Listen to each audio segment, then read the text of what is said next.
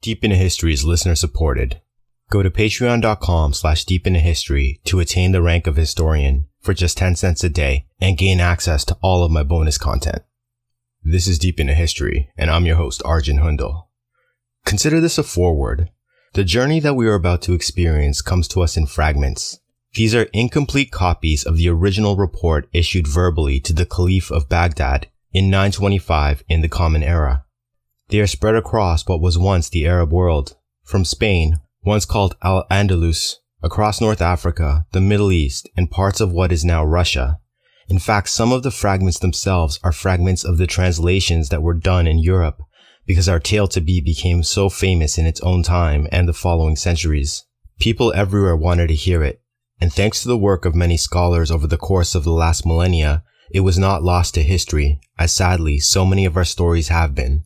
While I draw from any and all traces of this fantastic journey into the unknown, I draw primarily from the Razi manuscript, dating from roughly 1590, written in Latin and thus a translation of the original. The reason for this focus is that the Razi manuscript contains a few tantalizing passages that are missing from all other fragments. These passages chronicle an encounter with monsters that came from the mist. Because of their likeness to human beings, they have sparked debate for centuries. These passages may well have been written off as one of the fanciful tales that come to us from so many early sources. In the 19th and 20th centuries they were, until archaeology provided a factual basis to our encounter to be. Keep that in mind as we go forward, and with that said, this forward comes to an end.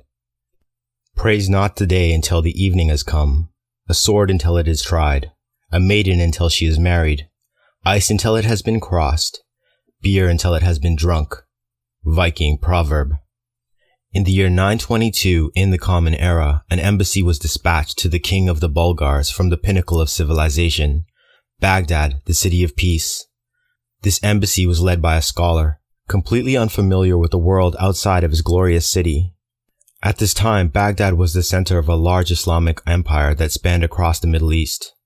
The king of the Bulgars asked the caliph to send this embassy to be taught about Islam, but more importantly, he needed Arab expertise in mathematics and architecture to build walls and fortifications for his city on the Volga. As the embassy set out north, it would have resembled a long caravan with camels laden with supplies. There would have been hundreds of men consisting of merchants, tradesmen, guards, scholars, advisors, and of course the ambassador himself, who had never traveled far beyond the walls of Baghdad. At 50 miles away from the great city, the surrounding countryside would have become rural and strange to the lifelong city dweller. At 100 miles north, it would have begun to look strange in the extreme, with the terrain becoming hilly and flora and fauna he had never seen. At 1,000 miles away from the city of peace, Ibn Fadlan was on another planet, surrounded by dense forests and snow on the ground. The people completely alien and barely resembling what he would have considered civilized humans. It was here on the banks of the Volga River that the caravan came across a crude settlement of Vikings, a trading post, set up there to sell their wares of intricate metalwork, but their primary trade was selling slaves. The caravan was allowed to make camp in the trading posts in exchange for lavish gifts. It so happened that at this time the old Viking chieftain of the post was gravely ill and died.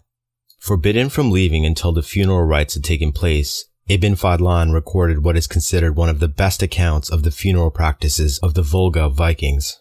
Almost as soon as the funeral is finished, with the chieftain's body burned in his ship, along with much wealth, and a beautiful slave girl sacrificed to serve him in Valhalla, an envoy arrives from the far north with a desperate plea for aid. At the feast that night, just when Ibn Fadlan was planning the last stages of their journey, he is interrupted by an old crone pointing at him and the Vikings roaring with approval. For you see, this crone functioned as the Vikings' seer, and she had proclaimed that if the mission to aid the kingdom far to the north was to have any hope of success, they must send their 12 best warriors, and the 13th must be no Northman. This is the tale of a man made alien on his own planet. The tale of a scholar forced to become a warrior and fight for a society he didn't understand. The tale of the last of 13 companions who forced him into a journey into myth. The saga of what may have been mankind's last encounter with the last Neanderthal society on Earth. So take a deep breath, let it out slowly, put some smoke in the air if you choose, and let your mind float on my voice as we go deep into 10th century Scandinavia and experience a desperate mission to save a Viking kingdom from an enemy out of legend. Demons in the Mist. Welcome.